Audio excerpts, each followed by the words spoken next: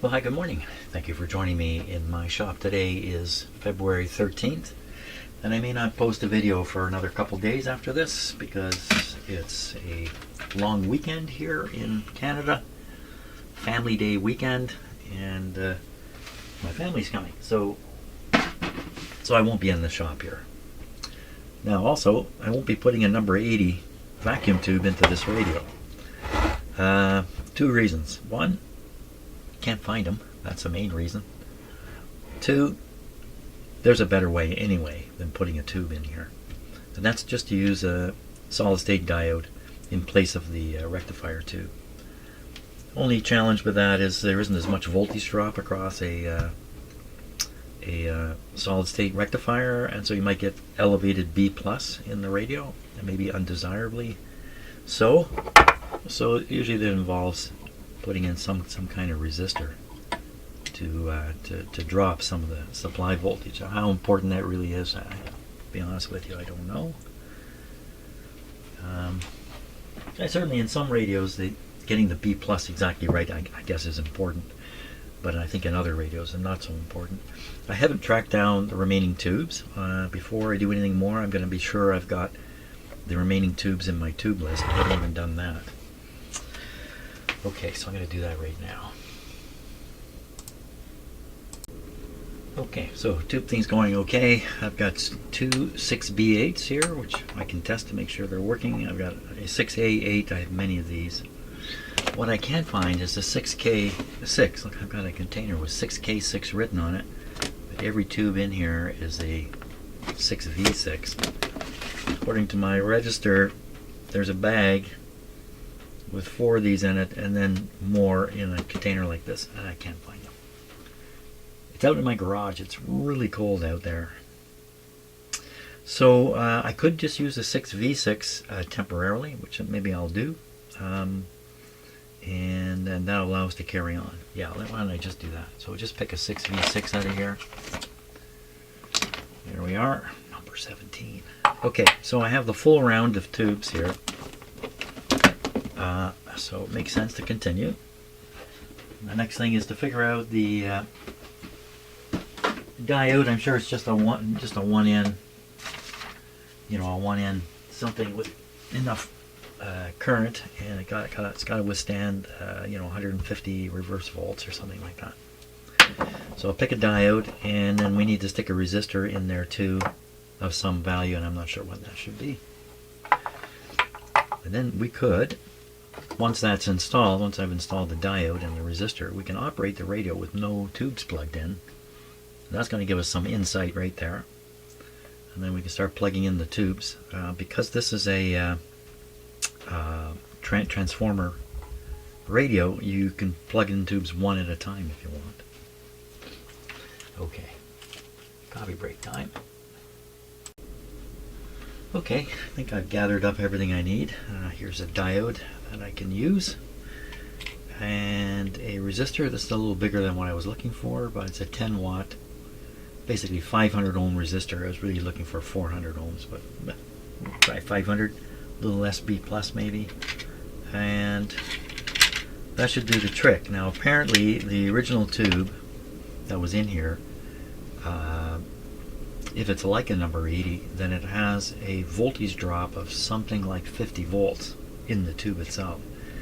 And that's what this is trying to imitate, or trying to accommodate, a 50 volt drop or something like that. The ultimate B plus in this radio, and it's on the schematic here, is 175 in the radio, 220 coming out of the power supply. So 220 at the first capacitor. That's this. This is probably going to be a problem too. Another option I have, and I'm not sure I'm going to do it, is I could power this thing up from a separate power supply and see what happens. I don't even need the rectifier tube. That's interesting. I have a shop power supply up here, this thing here, and I can power this radio up, including supplying the heater current, and we can operate it without plugging it in. Yeah, think about that a little bit. That might be fun to try.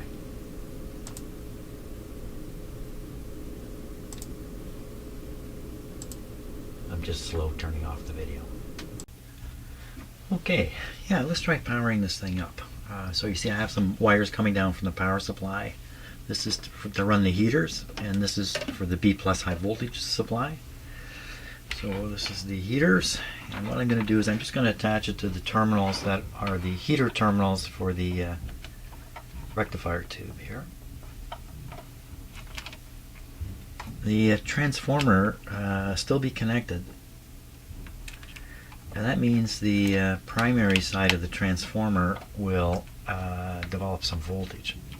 The transformer will work in reverse. I'm supplying it at 6 volts, and it's going to convert it onto the primary at 120. Primary's here, so it's not going anywhere. What else am I not thinking of? So this would be the high voltage, and we would want one lead. Would one lead go to the chassis? Let me just peek at the schematic here briefly. Looking at the power supply, that's right, one lead goes right to the chassis. Lots of chassis connections in this radio, it's full of them. So we will take the negative and we'll stick it on the chassis. I'll stick it here. And the positive we will just hang on to it. It will go. These are the filter capacitors here. It's probably a three-parter. And this is probably, like, I've got a big red wire coming from going to over here. What about coming from here? From here. That's kind of weird. There's nothing going over there. Wait a minute. Oh, that's a heater. What am I doing? Heater. Off of, so coming from this terminal, going through a wire down to the field coil, coming back from the field coil and reaching here. So there should be a capacitor on either side of the field coil. Is that how they did this? Yes. So one side, maybe I didn't trace this red wire right.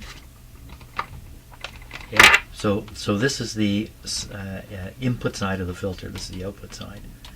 So I should put this here. And we don't know the condition of these capacitors I'm hooking up to right here. We're going to find out. The thing about doing this is the power supply is completely under my control. But not so much the heaters. The heaters on or off. That's all there is for the heaters. Now wait a minute, I'm not putting any tubes in right now, so why do I even have the heater hooked up? There's no reason for that. At least I know what to do. So I'm just going to disconnect one. Yeah, I better disconnect both just to be sure. Okay, we'll leave the heater out of the picture for a moment because I don't have the tubes in. We're just going to run it like this and find out maybe there's a short in it. And we're going to find that out, and that'll be the end of that. Okay, so we're just applying B+ to the supply capacitor, the input side. We shouldn't hear anything, nothing should happen. The real interesting part of this is watching the current flow on the supply meter. So there's nothing down here to see. It's all happening up here with these meters. Okay, so this is down. I'll put this on standby. There's a vacuum tube that has to warm up in there. This supply can supply the B+, the C-, and the heater voltage. 6 volt heater voltage. If you're hearing some thumping sounds, that's a clothes dryer running in the room next to me. Okay, so this is probably warmed up now. Ready to go. So what we want to watch, the supply voltage is going to come up on this side, but it's really the current that we want to watch. In a properly working radio, as I advance the voltage up, it causes a charge current, and you can see this until the capacitors charge and the current drops to 0.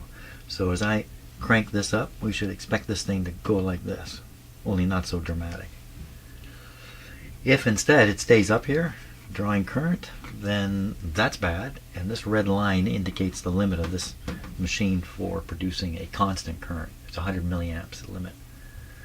The expected current under this kind of test with no tubes in place and nothing operating, the current would be 0 on that meter. That's what I would expect after charging. Okay, so I'm going to flip this on. When I do, there's usually a little whack of charge goes out. This thing might jump. And it jumped the wrong way. Okay, and I didn't really watch the voltmeter.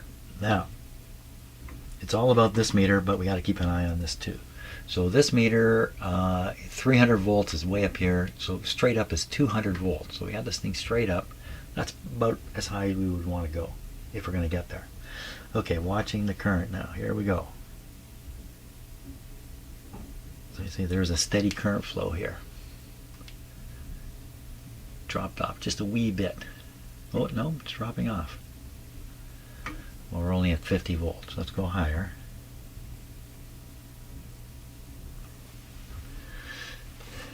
As I said, I would expect this current to drop to 0. I don't think it's going to get there. And the reasons, well, they could be many reasons. Starting right with the filter capacitors themselves could be drawing current. Is there anything else in here that would draw current off the B+ supply? You have to look at the schematic and ask that question. Is there anything at all that would draw current from the B+ supply with no tubes in place? So we're a little over 100 volts and we've got 10 milliamps according to that meter. Still dropping a bit. You would think capacitors would charge up rather quickly and that charging phase would be over pretty quick within just a few seconds, I would think. The fact that it's still dropping a little bit. Let's crank it up even higher.